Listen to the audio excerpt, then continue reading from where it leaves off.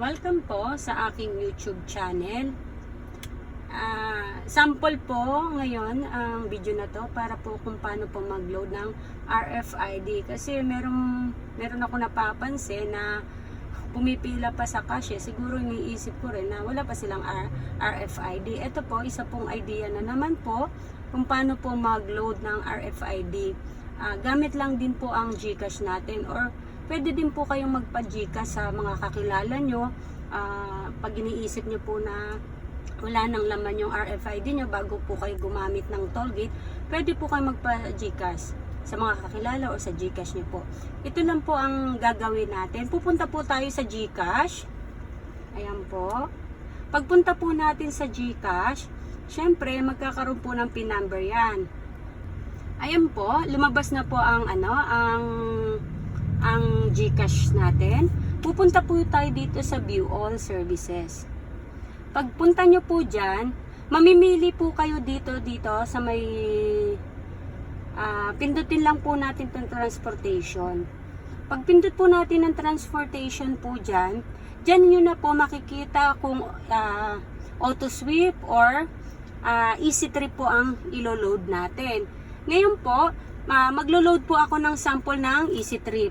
Easy trip RFID, yan po ang pipindutin natin. Lalabas po dyan yung amount. Sample po is mag-a-amount po tayo ng 100 pesos. May charge po yan kapag naglo-load po kayo ng RFID. Account number ko po, 5200, ayan na po, naka-indicate na po sa akin. Kasi nga po, madalas naman po ako naglo-load, kumbaga nakasave na po siya dyan. Pipindutin ko lang po yan. Tapos po, kahit wala na pong email address na ilalagay dyan, paglagay nyo niya po dyan is next na po.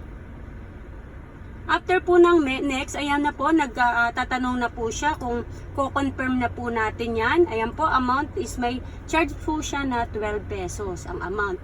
Ayan po, next lang din po natin. Ayan po, meron na pong tinatanong, confirm. Ayan po, ganun lang po kadali. Pipindutin lang po natin ang confirm at magkakaroon na po tayo ng load sa RFID na easy trip po. Kung yun po ang pinindot ko po, ayan po. Nag-load na po siya. Matik naman po yan, pumapasok po yan sa RFID natin. Hintayin lang po natin mag-load. Ayan na po. Ayan na po, meron na siya pong payment received naman po. Ngayon po, pupunta naman po tayo dun sa my easy trip. Auto sweep po pala. Ayan. Back lang natin. Ayan po. Babalik po ulit tayo dito sa View All Services. Para naman po sa auto sweep ang iloload ko. Ito po, punta lang po tayo lagi dito sa my transportation. After nyo po ng transportation, ayan po, auto sweep po. Ayan po siya. Mag-aano lang din po ako ng 100 pesos. Maglalagay lang din po. May charge din po ulit yon. Enter account number. Ayan po. Naka-indicate na po sa akin yung account number ng easy trip auto sweep ko. Kaya po yan lang po pipindutin. Pagkatapos po niya, next lang din po natin. After ng next, ayan po, may charge naman po siya na 10 pesos para po siya sa auto sweep RFID. Ayan po, ina-next lang din po natin ulit. Ayan po, may confirm din po. Titingnan natin kung confirm.